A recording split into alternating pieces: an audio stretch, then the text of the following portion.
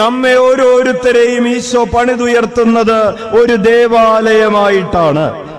പത്രോസ്ലീഹ എഴുതിയ 1-ാം ലേഖനം 2-ാം അധ്യായം 5 മുതലുള്ള തിരുവചനങ്ങളിൽ പത്രോസ്ലീഹ പറയുകയാണ്, നിങ്ങൾ സജീവ ശിലകൾ കൊണ്ടുള്ള ഒരാത്മീയ ഭവനമായി പണിതുയർത്തപ്പെടട്ടെ.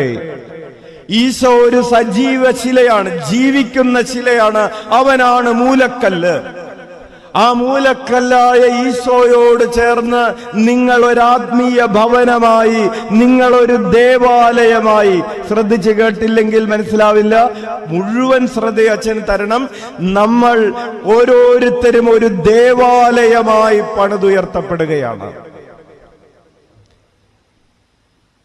വീണ്ടും അപ്പൊ ദേവാലയത്തിൽ ആരാ വസിക്കുന്നത്?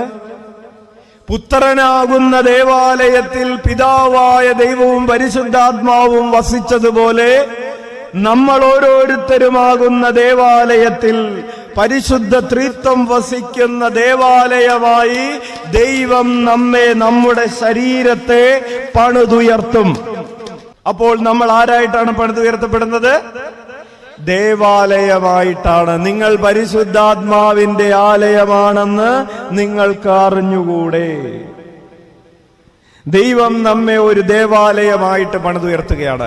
അപ്പോൾ നമ്മുടെ ശരീരത്തിനും നമ്മുടെ ആത്മാവിനുമുള്ള ക്വാളിറ്റി എന്താണ്? ഒരു ദേവാലയത്തിന്റെ ക്വാളിറ്റിയാണ്. നമ്മുടെ ശരീരം ഒരു ദേവാലയമാണ്. അടുത്തിരിക്കുന്ന ആളുടെ ശരീരം എന്താണ്?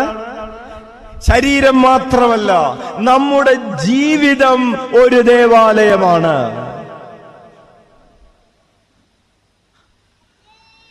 നമ്മുടെ ശരീരം മാത്രമല്ല, നമ്മുടെ ആത്മാവും മനസ്സും എല്ലാം കൂടെ, നമ്മുടെ ജീവിതം, നമ്മുടെ ജീവൻ ഒരു ദേവാലയമാണ്. ദൈവം വസിക്കപ്പെടുന്ന, ദൈവം സംവഹിക്കപ്പെടുന്ന, ദൈവാരാധന നിരന്തരം നടത്തപ്പെടുന്ന ഒരു ജീവിതം, അതാണ് നമ്മുടെ ജീവിതം ഒരു ദേവാലയമാണെന്ന് പറയുന്നത്. നമ്മുടെ ജീവിതത്തിന്റെ ആരംഭം മുതൽ അവസാനം വരെ ഈ ദേവാലയത്തിൽ ബലിയർപ്പിക്കപ്പെടുന്നു. നമ്മുടെ ജീവിതം ബലിയർപ്പിക്കപ്പെടാനുള്ള, ബലികൾ നടക്കേണ്ട ഒരു ഇടമാണ് നമ്മുടെ ജീവിതം. നിരന്തരം ആരാധന നടത്തപ്പെടേണ്ട സ്ഥലമാണ്. അവിടെ നിൽക്കട്ടെ. ബലിയർപ്പിക്കുന്നതിന് ആര് വേണം? അപ്പോൾ ഒന്നാമതായിട്ട് നമ്മൾ പറയുന്നു, നമ്മുടെ ശരീരത്തെ, നമ്മുടെ ജീവിതത്തെ ദേവാലയമായി പണിതുയർത്തപ്പെടണം. നമ്മെ ഓരോരുത്തരെയും ഈശോ